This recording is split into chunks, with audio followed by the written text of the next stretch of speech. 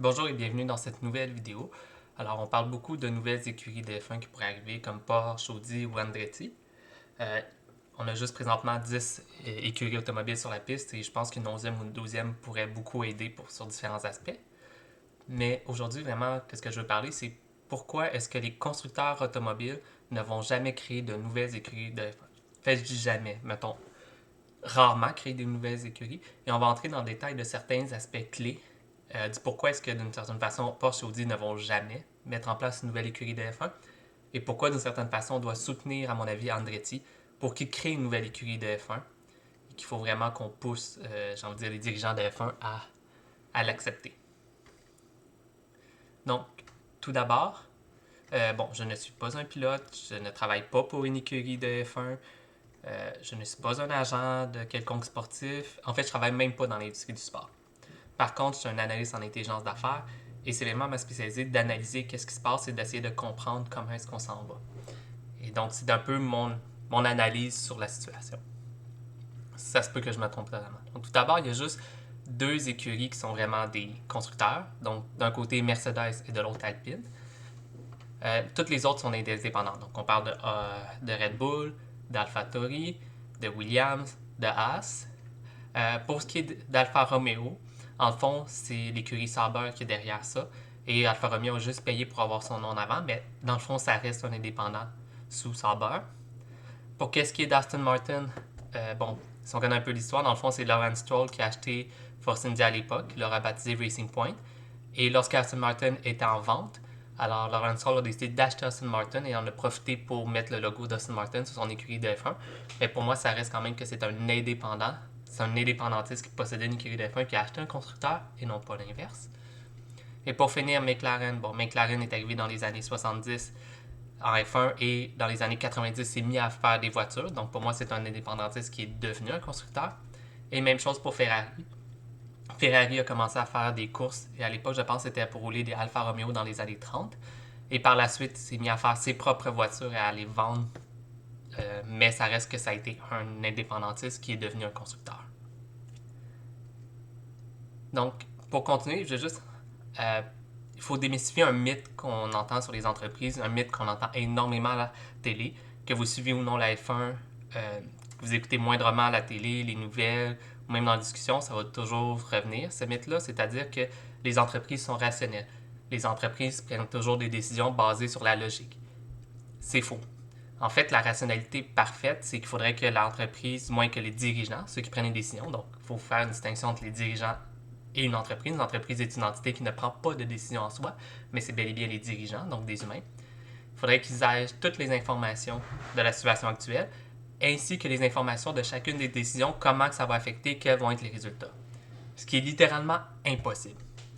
Donc, on va beaucoup plus parler de rationalité limitée. C'est-à-dire qu'ils vont collecter une partie d'informations, donc ils vont peut-être avoir 50% de l'information. Ils vont avoir une idée de qu'est-ce qui va aller, avec peut-être genre une idée, bon, comment que ça peut s'en aller. Mais ils vont juste prendre une décision basée sur une partie de l'information avec juste une information justement limitée de qu'est-ce qui pourrait arriver. Encore une fois, on parle plus de ça, mettons, présentement dans les livres, mais pour moi, ça reste encore de quoi de très haut niveau, puis c'est pas ça du tout que moi j'observe. Moi, j'en observe un petit peu, mais c'est pas vraiment ça que j'observe. Qu'est-ce que j'observe beaucoup plus, c'est un phénomène que moi j'appelle la rétro-rationalité. C'est-à-dire que la décision est déjà prise au départ avec peu ou pas d'informations, littéralement. J'ai déjà vu des décisions prises avec zéro information. T'sais, des fois, on appelle ça le gut feeling, le gut du dirigeant. Puis après ça, ils vont justifier de façon rationnelle cette décision-là. Et ils vont demander à leurs analystes d'affaires, par exemple, de trouver pourquoi est-ce que c'est une bonne décision, en mettant de côté tout ce qui pourrait nuire à cette décision-là. C'est ce que je vais appeler la rétro-rationalité. C'est souvent ça que j'observe. C'est souvent ça la mode de pensée, de vraiment choisir. Dans le fond, la décision est déjà prise en haut, et donc de faire en sorte de prouver que la décision était bonne, et non pas de savoir est-ce que la décision est la bonne. Et ça, c'est vraiment plus qu'est-ce qu'on observe. Donc, la rationalité des entreprises, c'est un mythe. Donc, qu'est-ce qu'on observe, c'est la rationalité limitée, et moi, qu'est-ce que j'observe encore plus, c'est qu'est-ce que j'appelle la rétro-rationalité. Bon, par la suite, l'autre chose qu'on doit parler, c'est des dirigeants d'entreprise pour bien comprendre un peu le contexte de pourquoi est-ce que les constructeurs ne vont pas créer des nouvelles écuries de F1. Et pour ça, je vais mettre 3 catégories de dirigeants. Donc, chez les indépendants, souvent, qu'est-ce qu'on va observer? C'est le dirigeant que je vais appeler le dirigeant bâtisseur. Donc, c'est celui qui a bâti sa compagnie ou celui qui a énormément bâti la compagnie. En le fond, c'est un dirigeant qui va être là pendant 10, 20, 30 ans. Souvent, peut-être des écuries familiales ou du moins un des premiers propriétaires, souvent, d'une écurie. Donc, ces gens-là sont là pour le long terme. Chez les constructeurs, chez les grands constructeurs, et même chez beaucoup de grandes entreprises, dans les faits, qu'est-ce qu'on va observer? C'est 2 types de dirigeants. Euh, donc, tu as le dirigeant, le visionnaire, celui qui va toujours vouloir amener la compagnie plus loin. C'est généralement aussi celui qui va être près de ses ressources humaines. Dans le fond, qui va essayer d'aller chercher les meilleurs talents, les plus brillants talents aussi pour essayer de les exploiter le plus possible, développer des nouvelles branches, aller ailleurs. Donc, c'est le visionnaire qui va vouloir pousser sa compagnie à aller en F1. De l'autre côté, tu as les comptables, que j'appelle.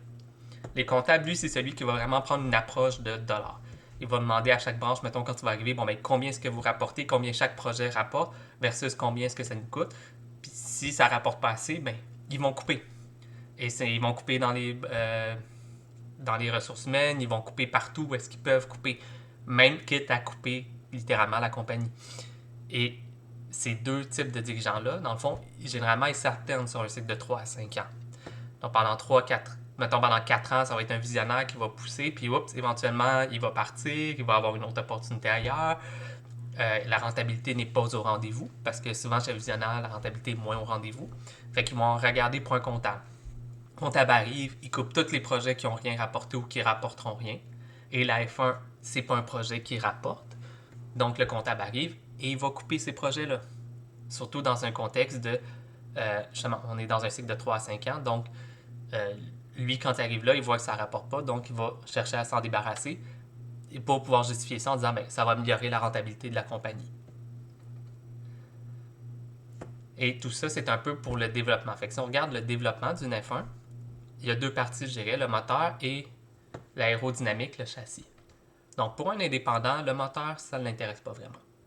Fait que lui, qu'est-ce qu'il va faire? C'est qu'il va faire un deal avec, mettons, le Alpine, Mercedes ou Ferrari, qui va fournir le moteur et d'autres pièces, comme la transmission, peut-être les freins, donc différentes pièces à l'intérieur.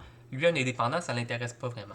Lui, qu'est-ce qu'il va chercher à faire? C'est développer l'aéro, le châssis, parce que c'est là qu'il va pouvoir, mettons, mettre son nom, c'est là aussi que les gens vont voir, c'est vraiment ça qui est visible, et c'est vraiment ça que pour lui, il cherche. Un indépendant ne cherche pas la technologie, mais cherche à se faire visible. D'où le châssis est important. Versus les constructeurs, c'est l'inverse. Les constructeurs, là, eux autres, sont vraiment dans le motif, regarde, je développe le moteur parce que c'est ça qui va faire ma renommée, c'est comme ça que je vais pouvoir vendre des voitures en disant, regardez, ce moteur-là, c'est la même technologie que dans la F1, si vous achetez cette voiture-là. Ça leur permet aussi d'être peut-être plus efficace pour leur propre moteur, coûte moins cher, meilleure puissance.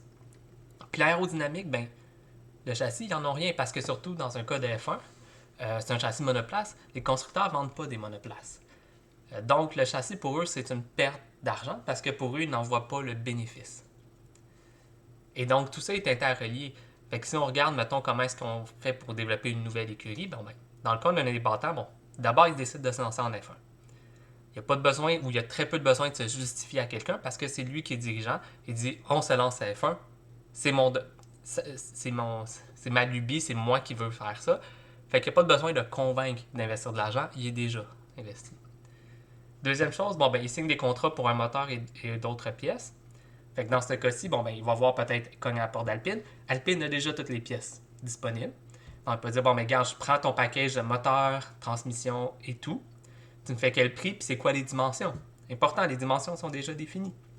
C'est déjà, ça va être quoi la performance, c'est déjà, ça va être quoi beaucoup de choses. Bon, dans la limite raisonnable, mais il sait déjà.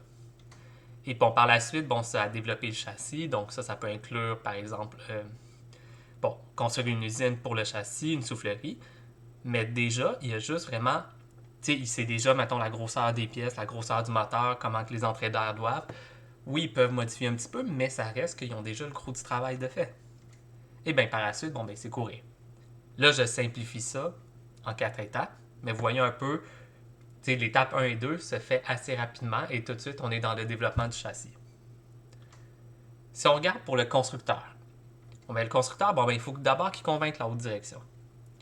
Et ça, c'est pas évident parce que on parle de quelques centaines de millions de dollars. Même si tu es un dirigeant, bon, ben, tu as des conseils d'administration, il faut que tu arrives à convaincre de dire oui, on va prendre 500 millions de dollars, même peut-être 800 millions de dollars, qu'on va mettre dans le développement d'une écurie de F1 avant qu'on commence même à courir. C'est pas évident à faire. Il faut vraiment, puis ça peut prendre facilement 1 an ou 2 de présentation pour justifier que oui, c'est une bonne décision d'aller en F1. Par la suite, il faut développer le moteur. Comme je l'ai dit plus tôt, le constructeur, son intérêt, c'est le moteur. OK, on peut prendre, mettons, des gens puis des endroits d'usine qui travaillaient sur d'autres types de moteurs pour les mettre en F1. Donc, c'est pas du nouvel argent peu, mais ça reste qu'il faut développer le moteur, développer la fiabilité, développer la puissance, s'assurer que ça soit dans un certain format, les dimensions. Et par la suite, ils peuvent vraiment commencer à développer le châssis. Bon, certains travails peuvent se faire en parallèle, le châssis avec le moteur, mais ça reste que le châssis ne peut pas être finalisé avant le moteur. Il faut vraiment que le moteur, puis je parle moteur, mais je parle aussi des autres pièces comme la transmission, les freins. Prenons par exemple Porsche. Porsche ne va pas acheter ses pièces de Mercedes. Si jamais ça ça fait un peu bizarre de dire, hey oui, ok, mon moteur est Porsche, mais tout le reste, c'est du Mercedes, dans le fond. Parce que c'est quoi l'avantage de dire, hey, nos Porsche, dans le fond, t'es mieux avec Mercedes parce que nous, en F1, on utilise du Mercedes. Donc, pour eux, ça fait pas. Développe le moteur, développe le châssis et par la suite, on court. Fait que si on regarde un peu le temps, ben, pour un indépendant, ça peut prendre de 2 à 3 ans. On le fait avec Haas, même avec Andretti. Il parlait de s'y créer une nouvelle écurie en 2024. Donc, on parle de 2 à 3 ans du moment où est-ce qu'ils décident à le faire. Bon, Andretti a déjà des installations automobiles, court déjà dans d'autres courses, dans d'autres types de séries. Mais pour eux, c'est vraiment genre, c'est 2 à 3 ans, donc c'est relativement rapide. Alors que si on regarde pour un constructeur, ben on parle d'un 4 à 6 ans à cause du développement de moteur. Donc, tu sais, dans le fond, je dis ça, mon explication, dans le fond, ne donne pas des nus non plus. Si on regarde un peu ce qui s'est passé dans le passé, bon, on a vu que Mercedes a acheté Brabham GP, donc un écurie indépendant. Alpine a acheté Lotus, qui eux-mêmes avaient acheté Renault à l'époque et qui eux-mêmes avaient acheté Benetton. Encore là, un indépendant qui est à la source. Et on regarde, BMW a acheté Sauber à l'époque en 2006. Et même Honda, en 2006, a acheté Bar justement pour avoir sa propre écurie. Et l'a revendu en 2008-2009, qui est devenu Brand GP, qui par la suite est devenu Mercedes. Mais comme on voit, même par le passé, ça a tout été des écuries qui développaient un moteur et éventuellement ont acheté une écurie.